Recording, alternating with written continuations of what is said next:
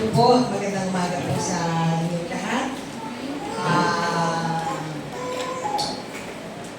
Sa mga naririto po ngayong umaga, maraming pong salamat sa buhay ninyo kasi nakasama na naman po namin kayo sa gawain dito sa ating church.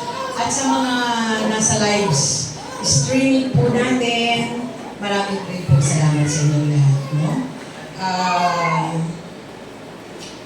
Ang ating pong pag-uusapan ngayong umaga, ibagay pong topic natin ngayon, ay, pakilagay nga po, Salamat Panginoon.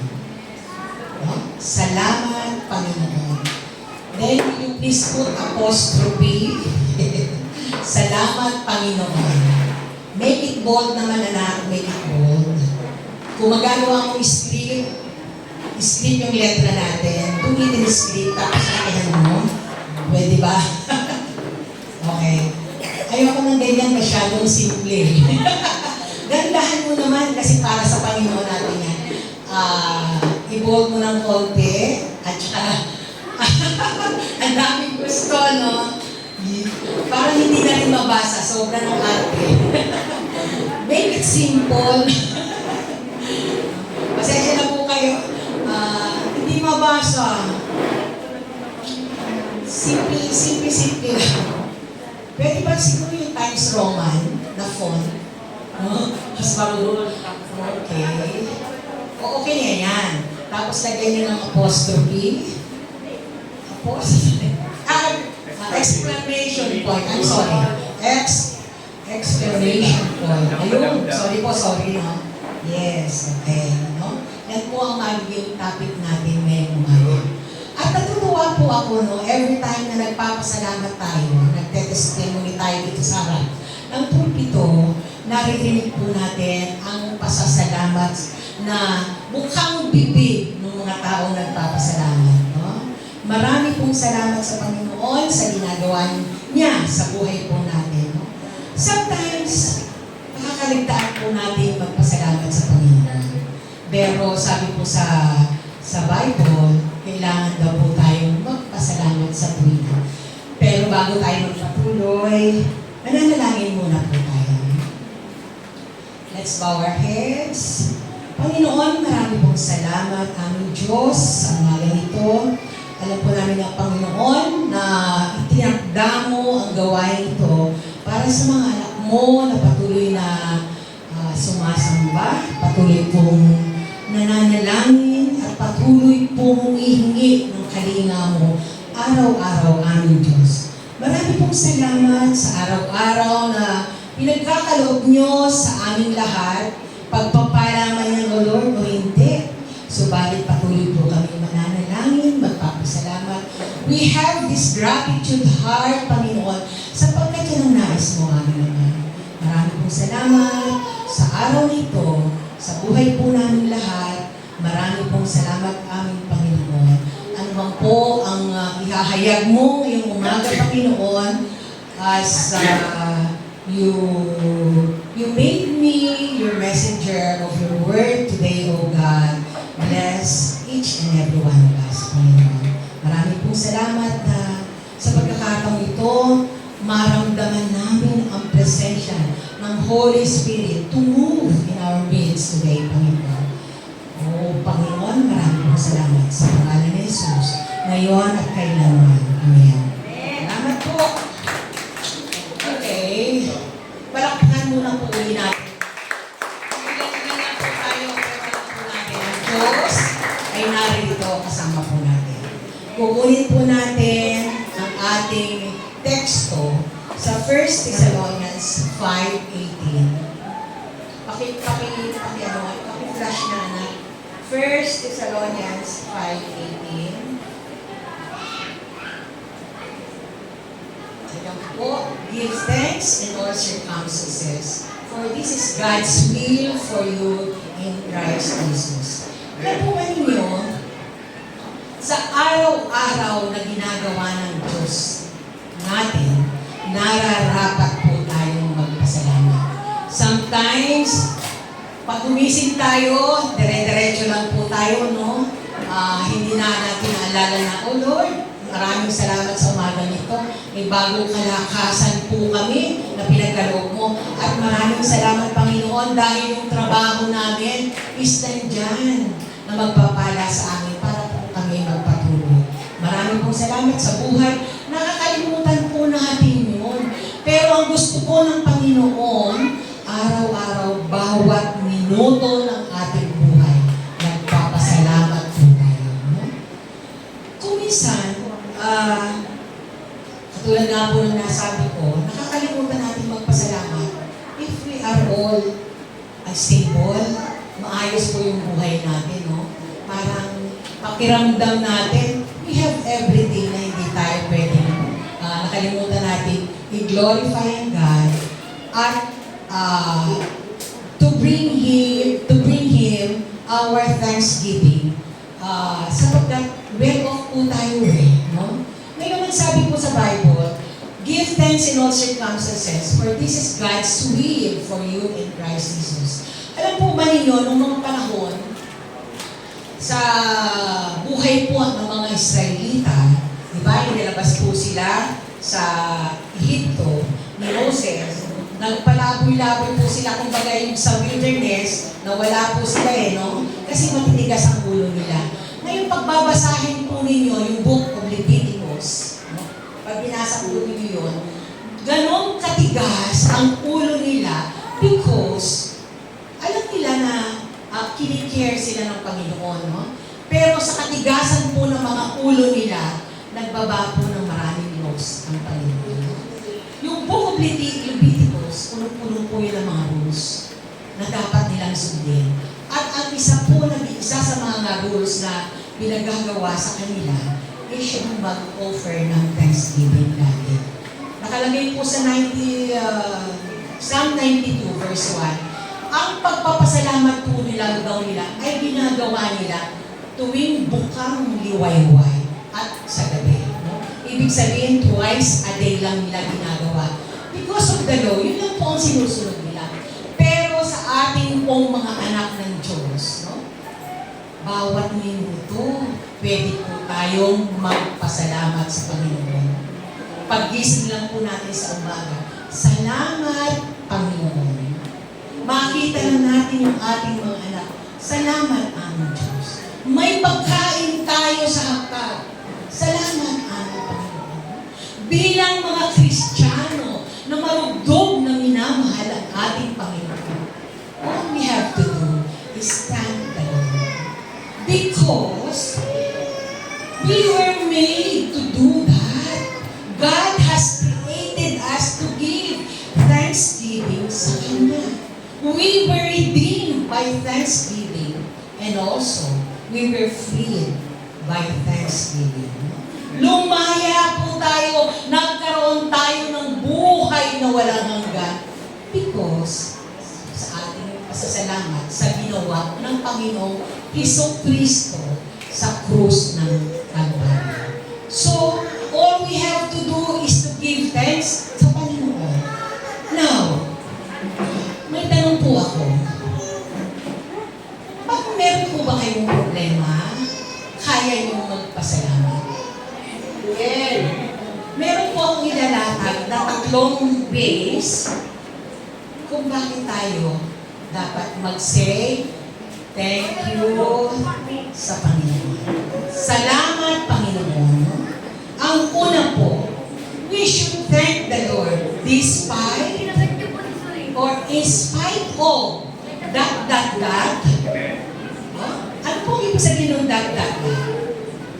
In spite na nasa status tayo ng kawalan, in spite na sa kabila ng lahat na walang-wala tayo, ang sabi po sa binasa natin, in all circumstances. Wala man tayo o meron, magpapasalamat tayo sa Panginoon. Merong sakit tayo, thank you Lord, sapagkat may gagawin ng Diyos. Walang pera ang ating bulsa, salamat Panginoon kasi may gagawin siya. May problema ang ating pamilya, salamat Panginoon dahil kaya ko ito. Meron tayong kahinaan Panginoon, palalakasin mo ako.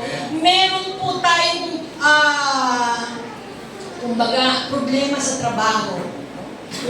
Minsan wala nga tayong trabaho eh. Kailangan po magpasalamat tayo sa Panginoon. Amen. Sa gitna ng kawalan, matuto tayong magpasalamat. Buksan mo nga anak yung Habakuk. Book of Habakuk 3:17 to 18. Dalhin ko po kayo dyan para makita po natin kung ano ang sinasabi sa salita ng Diyos. Ang Book of Habakuk po ay sinulat siyempre ni Propeta Habakuk. No? Habakuk 3:17 to 18 muna tayo.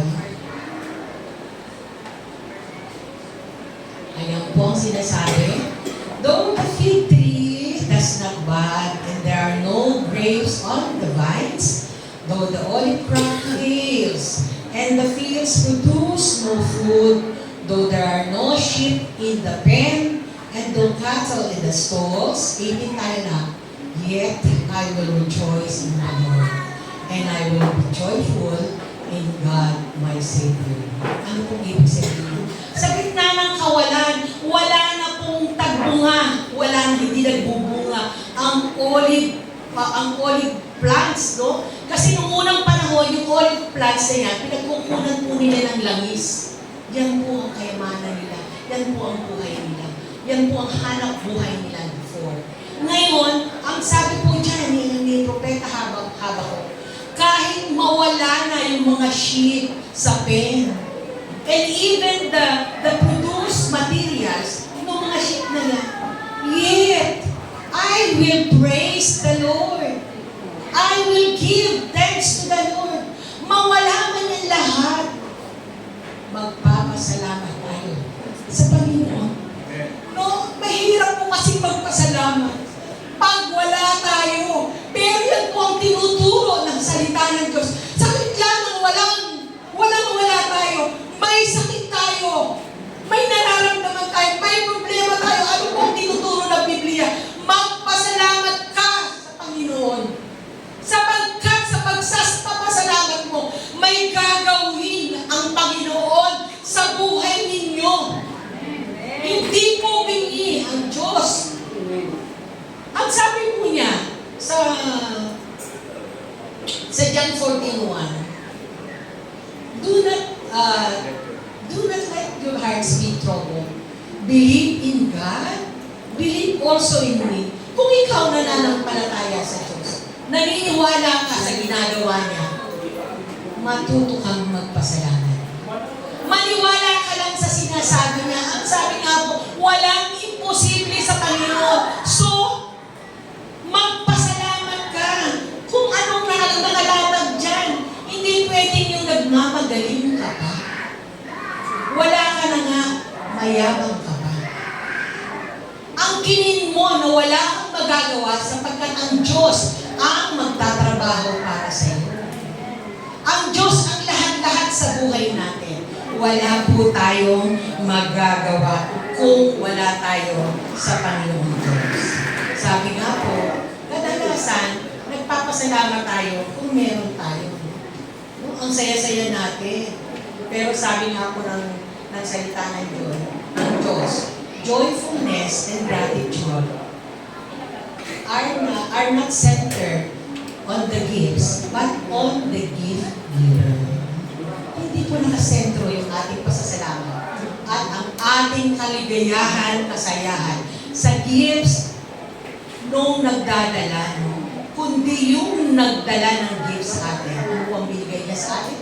Buhay na walang hanggan. Inari tayo mga anak niya at minahal niya tayo ng lubos. So maniwala ka kapatid na sa pagpapasalamat mo, the Holy Spirit or the God we have who is greater than any other will do what you were praying of. Ano man niyang iyong panalangin. Kita niyo, maliit man, sa maliit na bagay, sabi nga yung Ate Lourdes, yung mga anak niya nagkaroon ng problema, nagkagulo, pero sinagot kaagad ng Diyos ang ating panalangin. Araw-araw po, nakikita natin. Kasi yung mundo natin, no? Masyado na pong magulo. Magulong-magulo ang mundo natin. Pero we have the great God na magpapaalala sa atin. Kadalasan po, pag may frustration tayo sa buhay, at hindi po tayo maganda ang kalagayan natin, nawawalan po tayo ng ganang magpasalamat sa Diyos. Kung minsan, meron pa tayong mga problema, no? Sasabihin natin, bakit ako hindi maganda? Namumblema ka kasi hindi ka maganda. Pero sabi ng Diyos, ginawa tayong maganda. Pero, kasi there's something in us na maganda. Nakakita ka ng maganda. O yung ganda-ganda niya. Pero alam mo ba, nilitoke lang siya no? At saka nakakatakot pag maganda. No? Kasi yung maganda, naalala niyo po ba yung yung flight stewardess na doon sa hotel, sa may Makati Ave, na ganda-ganda niya, tapos pinag-rape lang siya. Tapos pinainom ng mga gamot. Sobrang ganda niya. Sabi ko nga, nakipaglaban po yung pamilya niya. Pero natalo po sila at nanatiling tahimik kasi yung kalaban nila mayayaman. So wala po silang nagawa. Kaya mahirap rin kapatid yung maganda kasi marirape ka eh. Mabuti pa yung hindi maganda.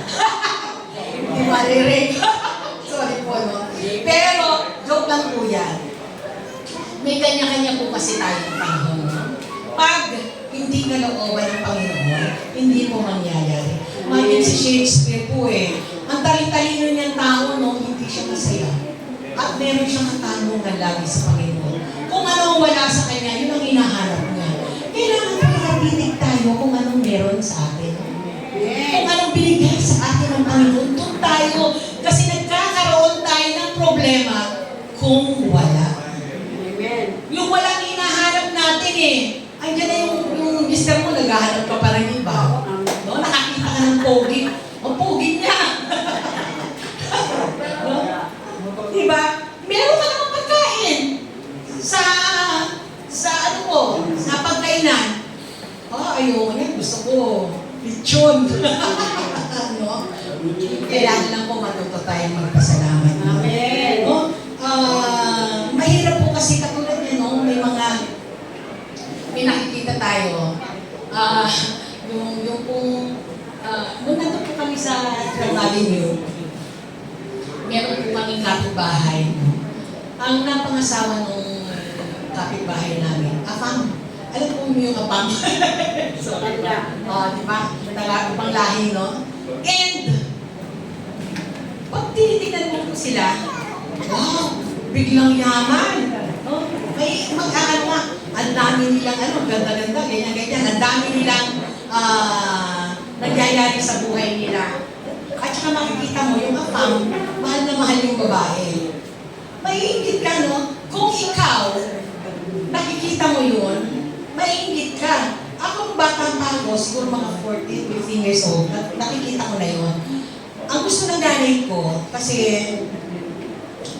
nag-aaral pa po ako nun, ang gusto ng nanay ko, boyfriend ko yung umuupa sa bahay namin. Siya po ay taga-SSS manager sa SSS. May edad na. Ako ay 15, siya 20 plus. Nanay ko po, hindi yata pwede. Sabi ko sa nanay ko, hindi pwede yung ganyan. No? Hindi pwede yan. Sabi niya, manager yan. Mabubuhay ka dyan. Sabi ko, hindi. Magkondoktora na lang ako. No? Nagkondoktora po ako sa JD. At sa biyaya po ng Diyos na karaosan na ako. Ngayon ang hindi po alam namin noon, yung display of affection nilang magkasawa, hindi totoo, kala namin totoo. Pala binubuntal siya sa sobrang selos. Binubuntal siya. So yung nakikita natin maganda sa iba, kala natin maganda, hindi po pala maganda. Kapag hindi naaari para sa'yo, kumbaga, hindi tama, hindi ibinigay sa'yo ng Lord. No? Katulad po niyan, kayo, kumakay ng board exam, pero hindi po kayo nakapasa. Pero alam nyo, nag-aral po kayo. Alam niyo, meron po kasing paraan ng Panginoon na nanarapat sa atin. O malay nyo yun, yung mag-work kayo, tapos sa trabaho, di ba? Nakapasok kayo agad. Eh, ano ba ang madadala nung kumpanya? Anong magagawa ng kumpanya para sa iyo? O kaya, mamaya nasunod yung kumpanya kasama mo kayo. Joke lang po yun, no? Pero may mga paraan ang Panginoon. Ang sabi nga po sa kanya, may plano po ang Panginoon. Ang sabi nga po sa kanya salita, my ways are not your ways, and my thoughts are not your thoughts. So, kung walang-wala po tayo, at kung meron tayong problema, despite or in spite of all these things that we don't have, we should praise the Lord. Amen. We should give thanks to our God. Amen. Excellent po ito. Pangalawa po, magpapasalamat po tayo sa Lord sa lahat ng binigay niya sa atin. For the things He has given to us. Anak, pakilagay mo nga 3:19. Ano ba yun? Habakkuk 3:19.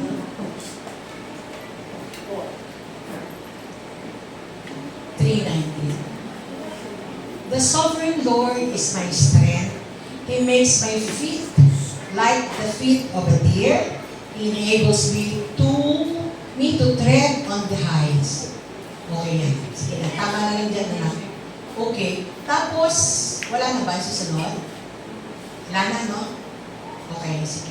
Alam niyo po ba, sinasabi po riyan ng salita ng Diyos, we should thank our God because He gives us strength every day. Sa Psalm 127:1, sabi nga po roon, buksan mo nga anak yung 127:1, Psalm 127:1.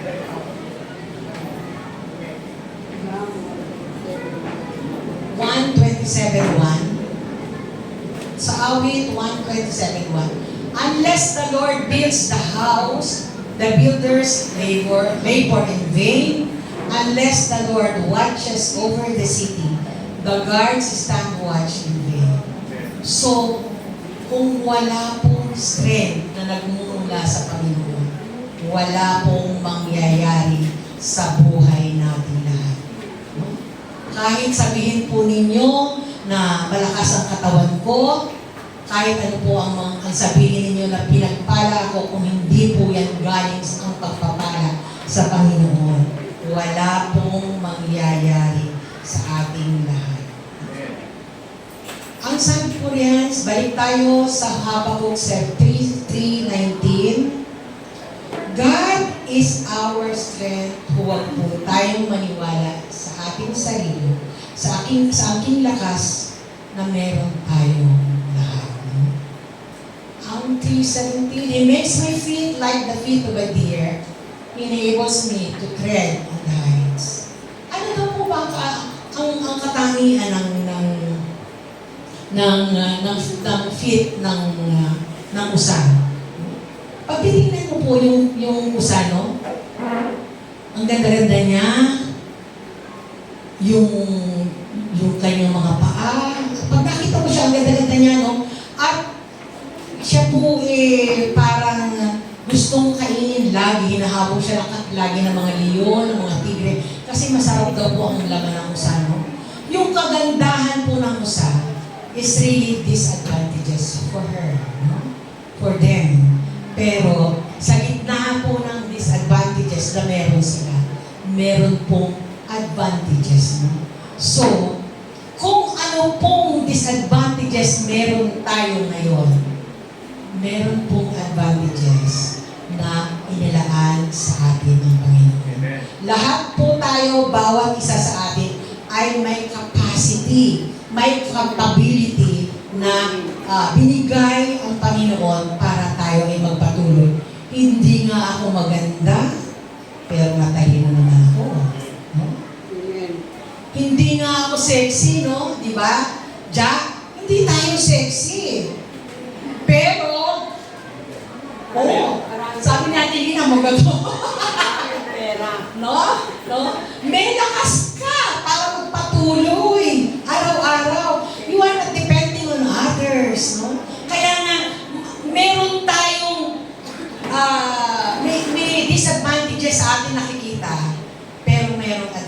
advantages kung anong meron tayo. No?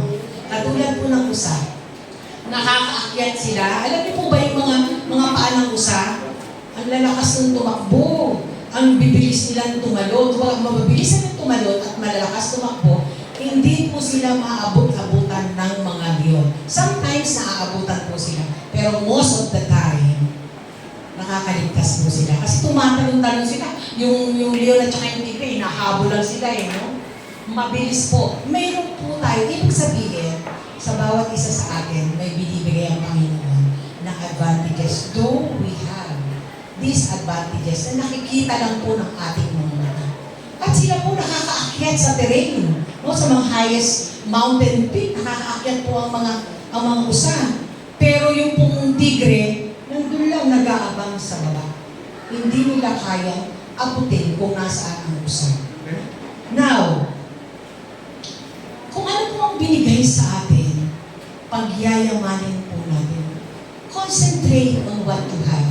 Kung ano po ang pinagkaloob ng Panginoon sa iyo, gawin po natin. Kung yung kamay natin pinagpala ng Panginoon, magaling ka maglaba, magaling ka magluto, concentrate on that. Huwag nang titignan yung kapitbahay nyo na, uy, ano meron ba nila? Kung anong meron sa atin, yun po ang gagawin natin para patuloy tayong magpapasalamat sa Panginoon. Ang sabi po dyan, balik ang alak sa Samula. Sorry. Ayan. Habakuk 19 tayo. 19 anak. Yan. The sovereign Lord is my strength. He makes my feet like the feet of a deer. Enables me to tread on the heights. No? Ano po ang ibig sabihin niya ng Panginoon?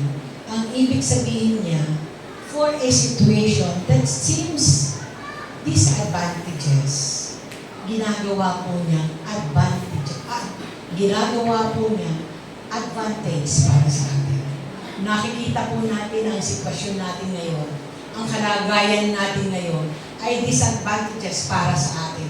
Pero ginagawa po ng Diyos na advantages para sa atin. Ano po ang sabi sa Romans 8:28? For we know that in all things, God works together for the good of those who love Him. Kaya po niyang i-turn yung something bad into good para po sa atin. Amen. Ang sabi po rin niya sa Mateo 21:22, whatever you ask in prayer, believe and you will receive. Lahat po ng binigay sa atin sa pagpasalamat po namin natin sa Panginoon. Katulad po ng mga bulag, no? Yung mga bulag, syempre wala po silang paniningin. May disadvantages po sila, no? Walang paningin. Pero meron pong additional strength na binigay sa kanilang Panginoon. Ano po yun? Ang lakas ng pagdinig nila, no? Ang lakas ng pagdinig nila at saka ang pakiramdam nila. Grabe. Meron po akong nakakasakay everyday. Pag pumapasok po ako, mag-asawa po sila. Yung babae hindi bulag, pero yung lalaki bulag. Nagmamasahe daw po sila sa Pasig. Ang bilis po ng bulag. Alam niyo, pag sinabi niya, aakyat na sa jeep, grabe ang kapit talaga niya, yung gripping niya doon sa ng jeep. Yung asawa niya, pinupush siya. Sabi ko, araw-araw para magtrabaho sila, magmasahe sila. Yung babae medyo maliit ng konti, pero yung bulag, malaki siya, no? Binigyan siya ng partner para i-push naman siya. Sabi ko, ang galing talaga ng Diyos. Yung bulag at saka yung asawa niya, partner sila. Tapos, ang husay pa ng bulag, kasi, ang galing niya, may cellphone po sila, di ba? Na pinanood ko nga, ang klaseng cellphone to na ginagamit niya, may kausap na siya. Sabi ko, anong klaseng cellphone kaya ito? Pagkatabi ko siya, interesado ako, tinitingnan ko. Pero lalo namang inilala yung asawa yung kamay niya. Kasi di ba ang cellphone natin, alam natin, pero nakakatawag siya. No? Ang galing po talaga ng Lord. Doon sa kawalan niya ng paningin, binigyan siya ng Panginoon. ng kakaibang lakas para siya ay magpatuloy. So kung ano pong kawalan sa inyo, hindi po yan kawalan. Meron pong skill, capacity, capability na binigay sa inyo ang Lord para magpatuloy. Diba? Kaya huwag po kayong matatakot kung usa kayo na ano ba, no? Parang, ako usap, kainin lang ako ng leon. Hindi po. Meron, kahit tayo usap, meron tayong kapasidad para pagpalain ng Diyos. Alam po ninyo, sabi nga po sa Bible, the Lord is our ability. The Lord is our strength. In spite of everything, lahat po ng binigay ng Panginoon, dapat natin ipagpasalamat. Pangatlo po, nasa mga pangatlo? Ang dami. Bakit tayo dapat magpasalamat sa Lord? Una po, ang sabi nga po, we should thank the Lord kahit wala pong ibinigay siya sa atin. Pangalawa, we should thank Him for what He has given to us. At ang pangatlo po, we should thank the Lord through many expressions. Ano po yung ibig ko sabihin ng expressions? Yung pong meron tayo, we should cultivate what we have.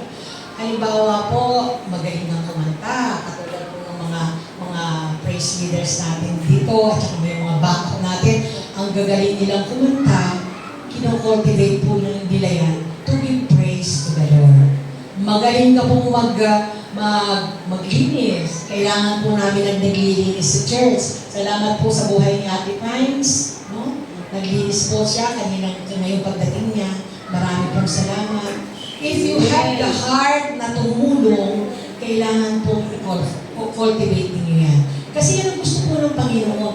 You should cultivate and employ every talents that you have. Alam po ninyo, ang mga gifts na binigay sa atin ng Lord, hindi lang po para sa atin. Kung tayo pinagpala generously, yung pong properties, yung pong singing talent natin, yung dancing talent natin, if we have that, kailangan po natin i-cultivate at ituro sa iba. Kung meron ka man pong, kung may pera ka, no, hindi po yan binigay para sa iyo lang, kundi para i-bless po yung iba. Madali po natin malaman, makikita sa isang tao kung siya po ay talagang he expresses na pinagpala siya ng Panginoon. Kasi unang-una po, alam mo po ba yun? His service to the Lord. Nakikita po natin servisyo niya sa Panginoon kung totoo siya. At saka yung giving niya. He gives everything to the Lord. At bukod pa po dyan, kung paano po tayo mag-express ang ating thankfulness to the Lord through godly contentment. Makontento po tayo kung anong meron tayo.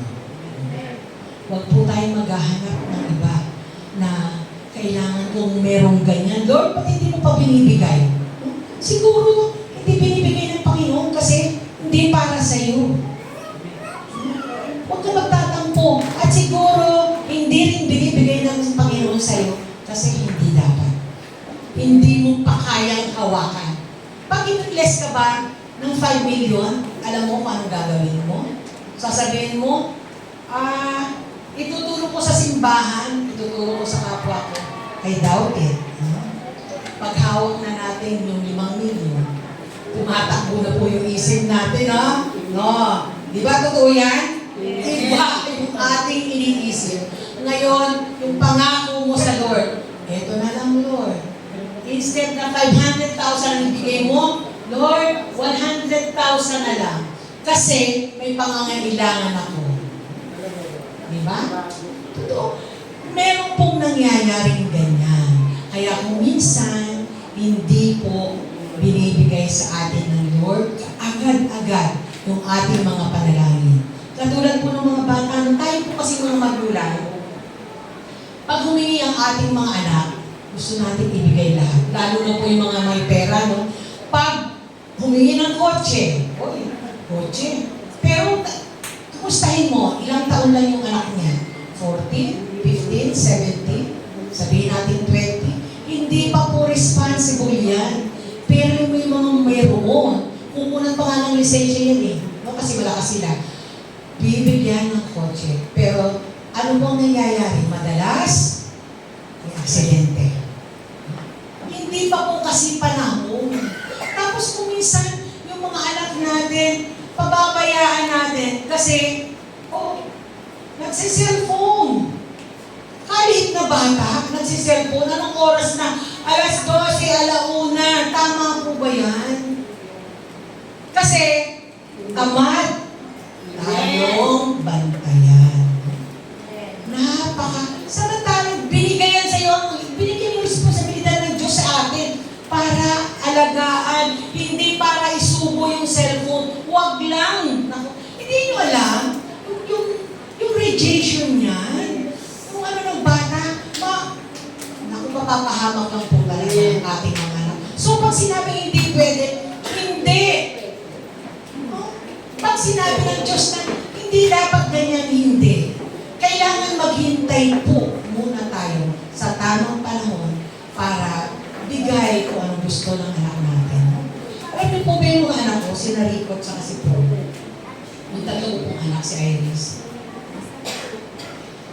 Bago umalis po ang daddy nila, sasakay sa barko, ang dami na nila silang wish list sila. Ito ay nakalista na po yan, no? Tapos, pakikita ni daddy nila sa akin, ano ba ito ng pakarami? Ang gagawin ko, wala yan, tapon mo yan. Wala yan, no? Pero alam niyo po ba, bilang ama, kung ano yung pinakamahal, nandun pa siya sa pabarko, ano yung pinakamahal, yun na po ang iniisip niya. Dahil tatay yan, yung PS, ano yung mga PS that time, na maliliit pa sila, ano pong hinihingi nila, ibinibigay. Pero bilang mga nanay, ako po, tayo po talaga no? Kontra lagi. Pero yung mga tatay po. No? Sabi nga po ng Biblia, kahit yung mga masasamang magulang, ibinibigay nga para sa mga anak. Kung anong gusto, tayo pa kaya. Ganyan po si Bert. Binibigay sa kanila kung anong gusto nila.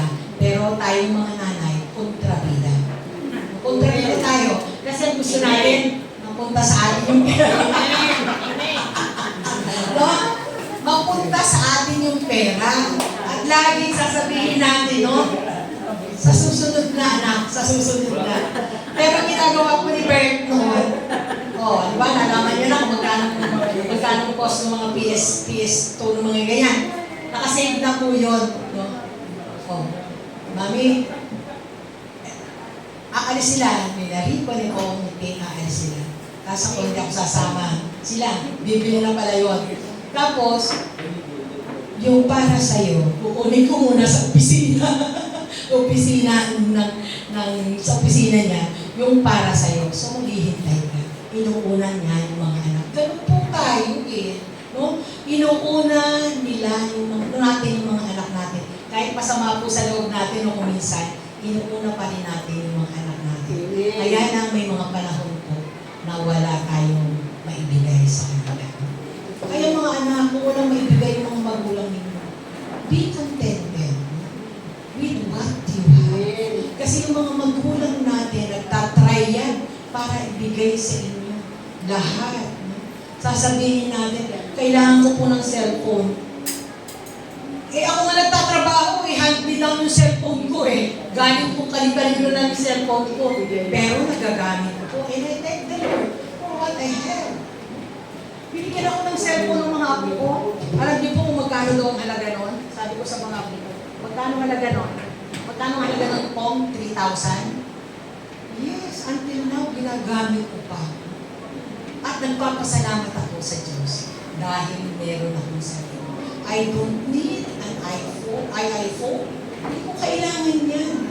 Yung magagandang picture, may gagawa niyan para sa atin.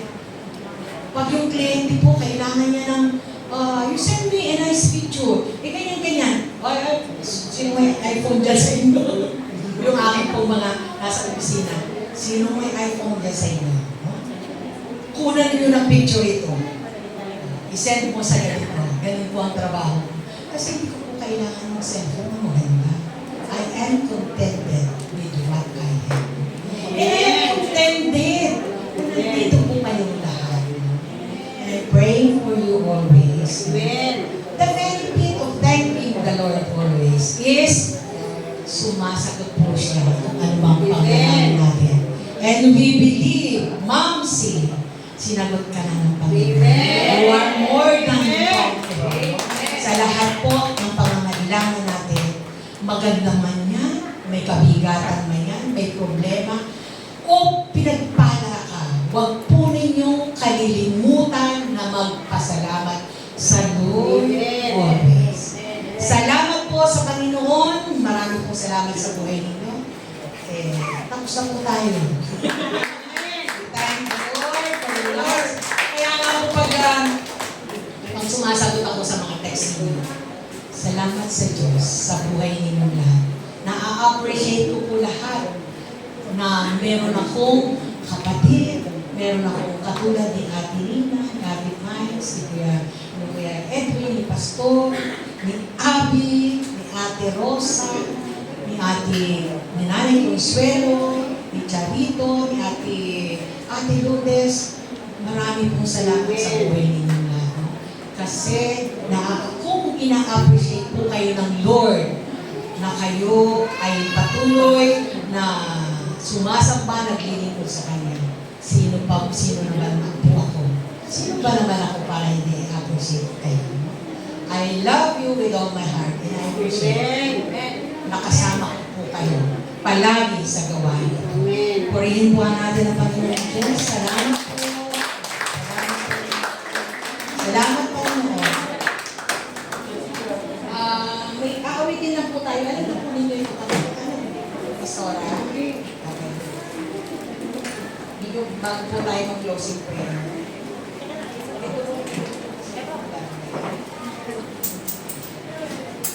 Tayo po tayo.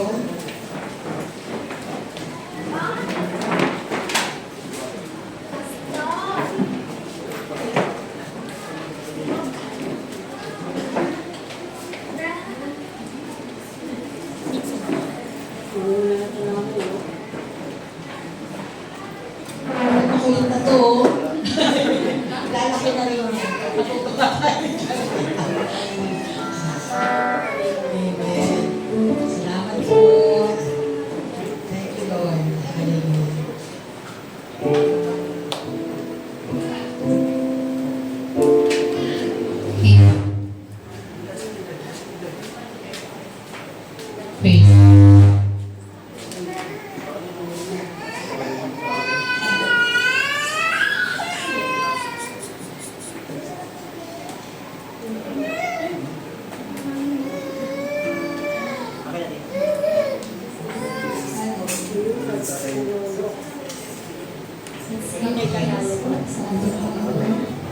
Salamat po ang Diyos. Hallelujah. Thank you, Jesus.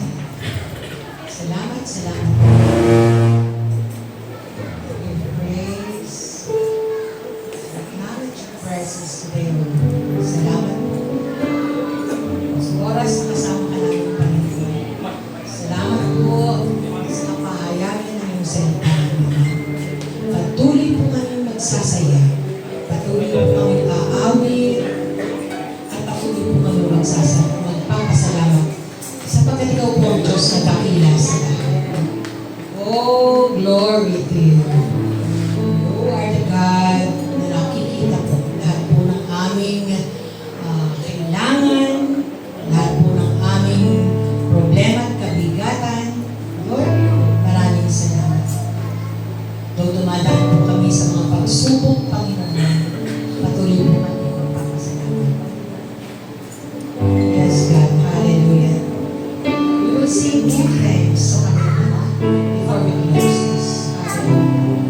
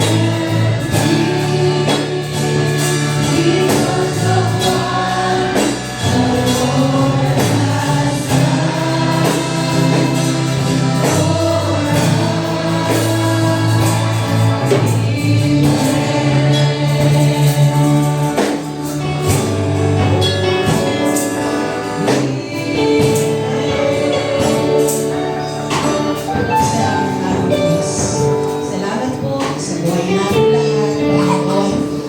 Tomorrow is another day for us, and we believe, O Lord, you are with us always. Sabi mo nga po, Panginoon, sa Exodus, aming Ama, you will fight for us. And sa Exodus 33 po, Panginoon, sabi mo, your presence will go with us always, and you will give us rest. Panginoon, marami pong salamat sa kapayapaan, marami pong salamat sa pagpapala, sa buhay po ng bawat isa. Purihin ka, Panginoon. Marami pong salamat. Good morning po sa ating lahat.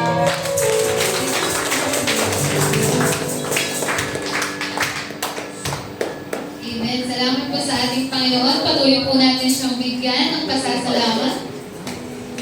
Amen.